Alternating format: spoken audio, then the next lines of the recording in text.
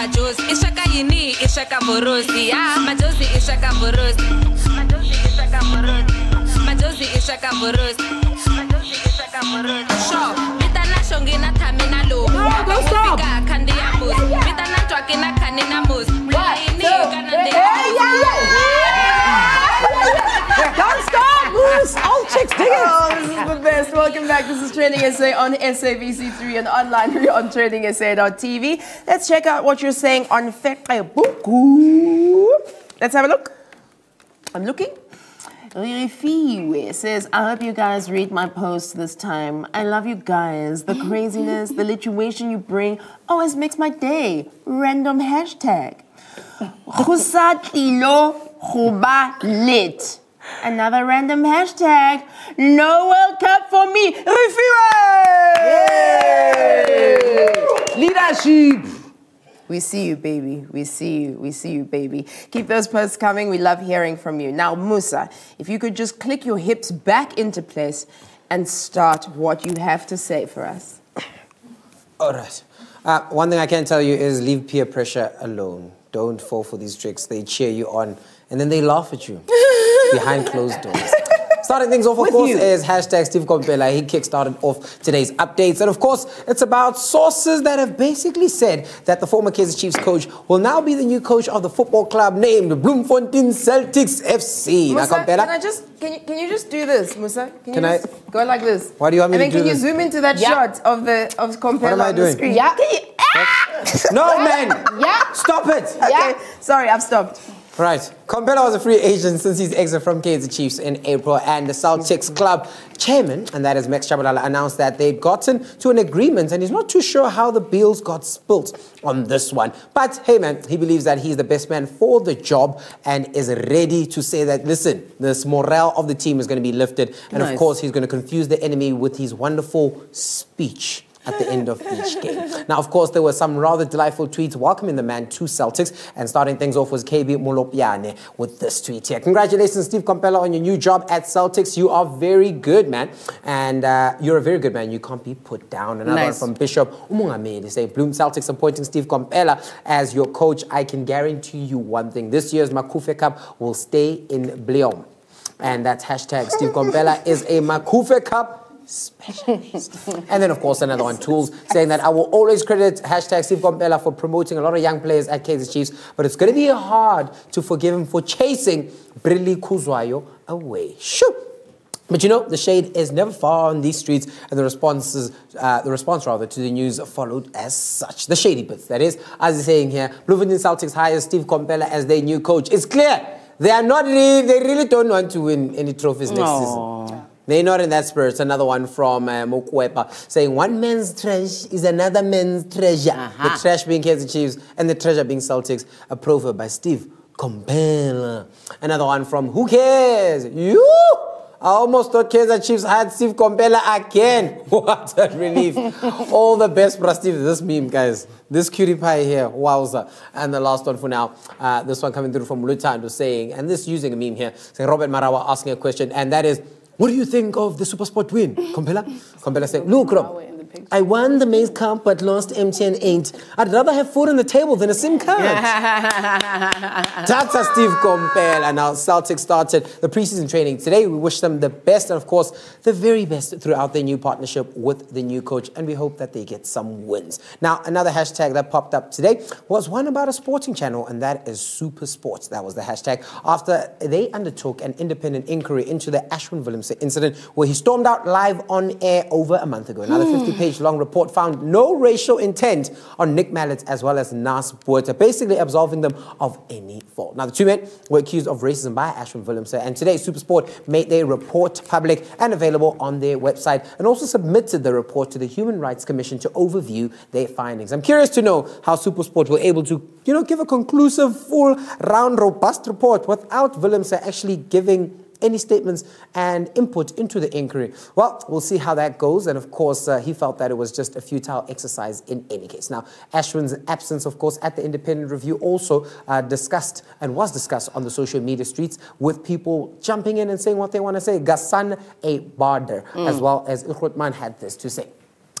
To be honest, I'm not quite sure what to make of this outcome of the hashtag Ashwin Willemse Supersport walkout saga. Why didn't he give his side of the story? Can there be a finding without his involvement? We need to hear from Ashwin Willemse. Another one from Mikhotman saying, Ashwin knows the inner workings of Supersport better than us at home. He knows why he didn't participate in those interviews. Me, personally, I stand by him. If he felt patronized, he was. Yeah.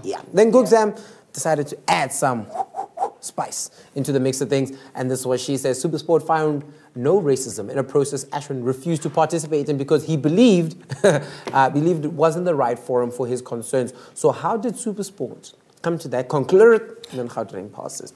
Now, Momo, of course, yes, love. Look, I want to know what were the people's responses to the actual reports, the actual no racism verdict? Look, the streets were filled with a lot of opinions about this one. And of course, a lot of people actually heard the gist of the report. But people that might have gone in and read a bit more, the likes of Mass One Banda, had a lot to say about this. And this is what they said. Dear Supersports and the multi-choice, I'm deeply concerned by your move to quickly dispel any implications of racism. You seem to look at racism through an incident lens.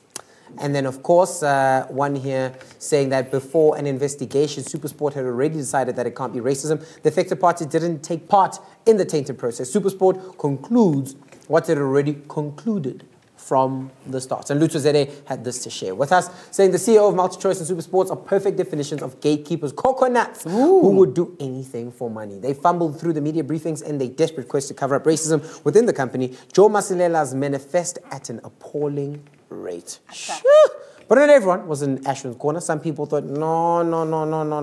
We don't want this man back on our television.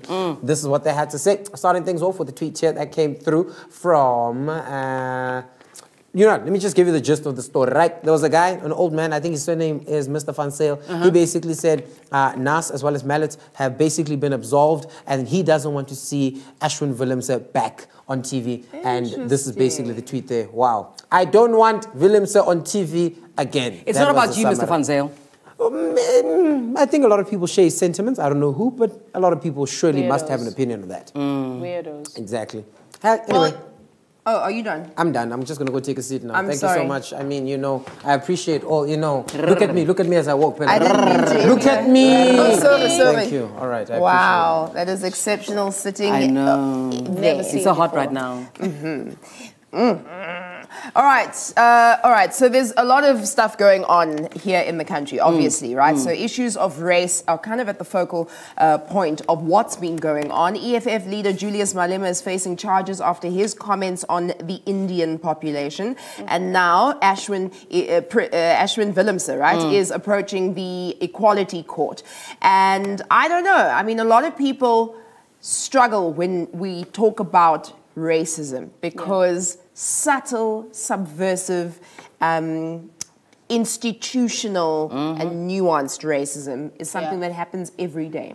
And it's hard to explain what that is if you're not experiencing it. So it's again down to this privileged position thing. If you're not in the position of feeling the racism, it's very difficult to articulate to somebody else what it is.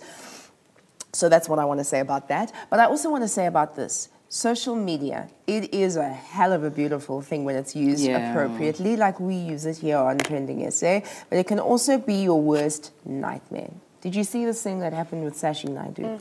All right, let me tell you the whole story. So on Saturday, Sashi Naidu shared an Instagram post with DJ Black Coffee, and then things went downhill very, very quickly when someone attacked Black Coffee for having played a gig in Israel some months ago.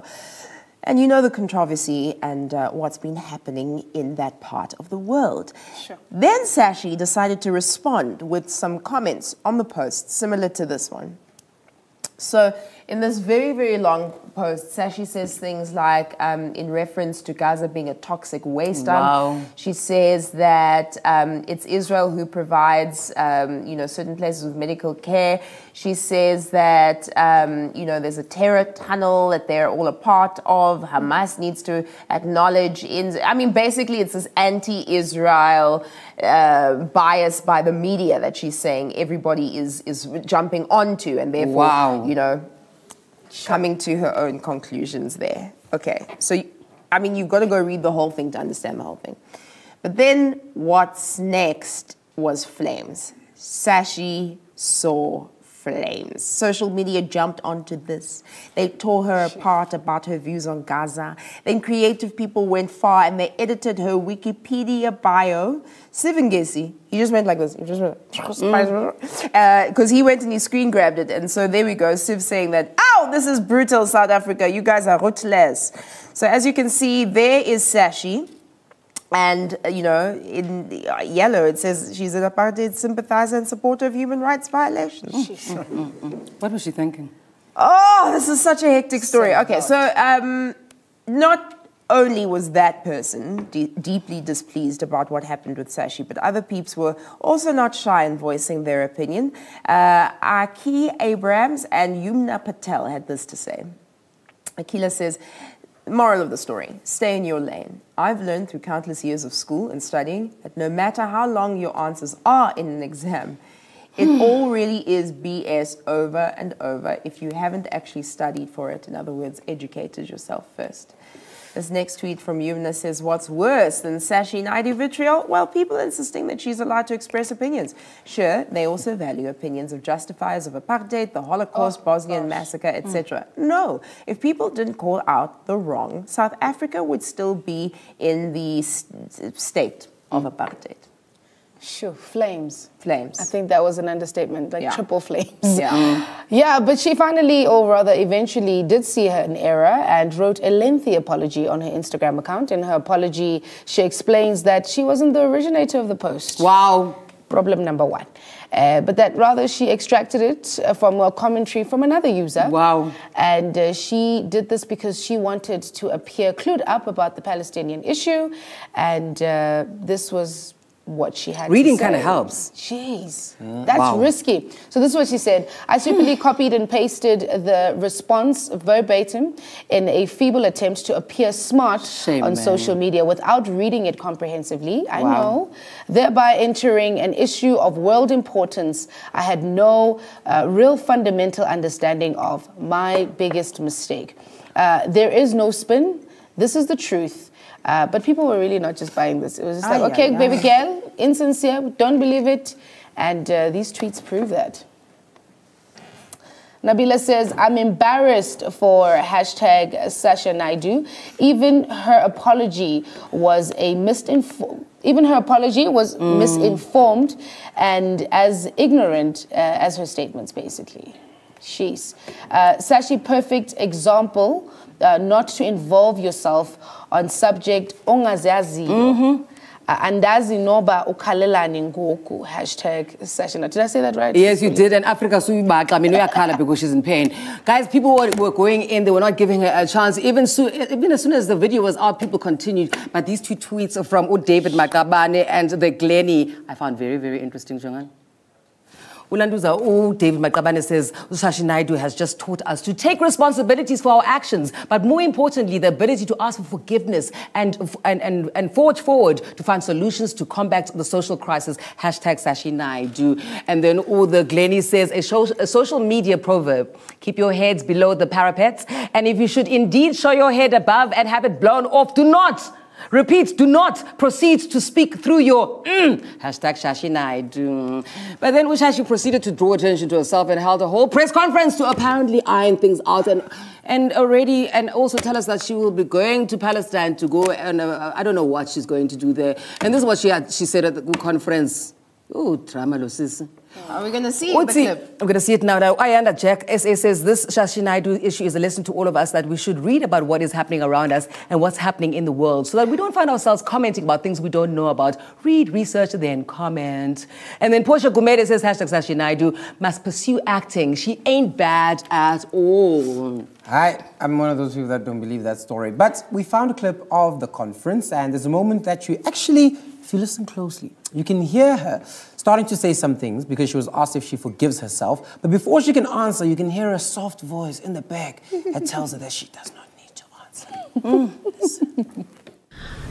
Have I forgiven myself? You don't have to answer that one, my darling. You don't have to answer. Okay. I'll give... Not entirely. I think it's work in progress, and I think I'm working towards that. First of all, she is exceptionally beautiful. Yeah. Can I just say that? To her is human, guys. I think so, but you know, someone once said to me, everything you post on social media, would you be happy to see it on a billboard on William Nicol with your picture and what you said? Would you be happy seeing that? Would you stand by that? So, I mean, it's something to live by. I also feel like there's a lot of pressure on social media to sound a certain way. Yeah. Like, if you don't know what's happening in Gaza, Shut if you up. don't know what's happening in different parts of the world, rather read about it and don't feel the pressure to comment on something you don't know of, you know? I feel there are two doesn't make sides to sense. every story. And whatever you know is already one side of that story. Yeah. Inform yourself on either side of whatever story you need to, so that you give an informed opinion and can go on social media if you feel the need to and say the things you want to say. Rule number one, don't copy and paste nobody. But have you seen on Twitter, there's a trend now, list your unpopular opinion about ... Yes. And lots of people hold unpopular opinions. And you know where you must share those unpopular opinions? With your friends, at your house, around you. I think, you know. Tell that goat before you slaughter it. Okay. Okay, so we're going to take a quick break. This is Trending SA on SABC3. Go, Lala. Go,